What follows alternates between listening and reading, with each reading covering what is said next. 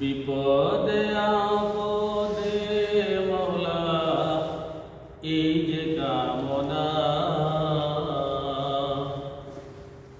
পরকালে তুমি মুদের ভুলে যেও না, পরকালে তুমি মুদের ভুলে যেও না। চলতে গিয়ে